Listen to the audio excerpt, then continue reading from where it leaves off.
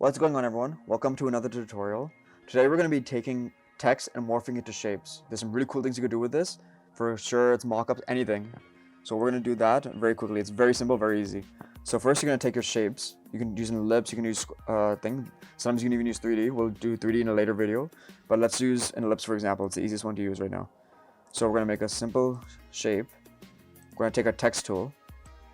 Type out anything you want. Let's put I am creative. It's a little bit far down. I'm just gonna fix that quickly. It's visible. Okay. Let's just change it to white so you can see it much easier.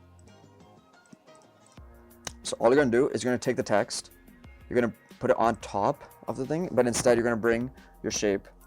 So let's take the shape, right click, and go to bring to front. So now your shape should be covering your text. All you're gonna do, select both. Go to Object, Envelope Distort, Make with Top Object. It should be Alt Control C on Windows. For Mac, it should be pretty much the same. Bam, it's there. So now you can move this around. You can do whatever you want. The coolest thing is you double click it. You can select a certain portion of the text. So let's say the am, for example. I'll make it red or pink, whatever that color is. Now you can just have whatever you want. So let's get out of this by double clicking somewhere. And now it's the same. But let's say you want to change the same thing in the same exact shape. You want to make everything the same, just change the text. So let's do my name, KandidVision, for example. KandidVision.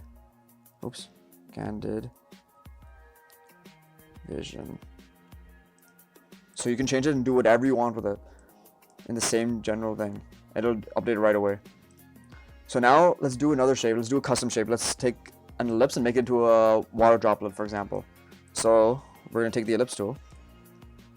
Going to create one, and now what you're going to do, you're going to grab a point, drag it up, so now it's a custom shape. Same principle. We're going to take a text piece and let's just say KandidVision again. You're going to take this, oops, I had both selected somehow. Take this, put it on top, just make it a bit bigger. Oops, what am I doing? Alright, it'll work. So now, select your shape, bring it to front, and now select both. I keep selecting those because it's on the same layer. Make a top object. Bam. It sizes it to it. It's completely custom. And just for fun, let's make it blue because it's a water droplet.